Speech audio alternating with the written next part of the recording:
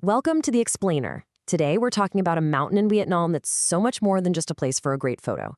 It's a living monument. You could even call it a telescope that lets you look back through centuries of history. So let's get right into the story of Nui Bai Thar, which translates to Palm Mountain. Now, you'd think a place with a name like that would be all about poetry, right? But nope. Its story actually begins with war, with vigilance, where it's served for ages as a critical watchtower. And that's the big question, isn't it? How do you get from a military outpost to Palm Mountain? Well, to answer that, we have to go back in time, because this mountain story is literally carved into its stone, layer by historical layer. So first up, let's get a handle on its original identity. Long before any poems were ever written here, this mountain had a name that perfectly captured its vital, life-saving job. I mean, think about it. Its location, soaring over 200 meters above Ha Long Bay, wasn't just beautiful. It was a huge military advantage. That height gave the guards an incredible view, making it the perfect first line of defense for the whole region for centuries. And get this, the name itself, Trien Dang Shun, tells you exactly what it was for.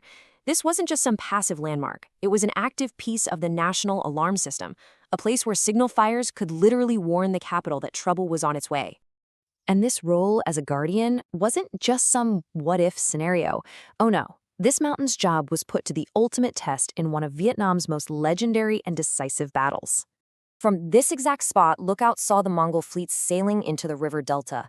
That warning was absolutely crucial. It gave the great General Chun Wook Tuan the heads-up he needed to spring a trap that would absolutely crush the invading army in a victory that's still famous today. So you get the picture, right? For hundreds of years, this place is all about war, all about defense, until a king with the soul of a poet paid a visit and changed everything, forever. And this right here just sums up the transformation perfectly. The mountain's identity completely shifts from a symbol of conflict and vigilance to one of high culture, art, and incredible natural beauty. I love this timeline because it shows you just how many different lives this one mountain has lived. You've got military strategy, royal poetry, and modern revolution all converging on the very same peak. It's incredible. Just try to picture this scene. It's 1468. The king is probably out inspecting his troops, and he just stops, completely struck by the sublime view. And right then and there, he's inspired to compose a poem and orders it to be carved into the rock. That single moment gave the mountain the new name it still has today. But the story doesn't stop in the 15th century, not even close. The mountain was about to get a whole new, powerful layer of meaning during the turbulent 1900s. Okay, fast forward to May 1st, 1930. The Quang Ninh coal mining region was basically a powder keg of revolutionary feeling against French colonialism. And on that day, a bold, defiant new symbol appeared right at the summit of Poem Mountain. And just like that, the peak was transformed once again. The ancient watchtower, the king's poetic muse, now became a beacon of modern revolution, a symbol of national resilience for a brand new era.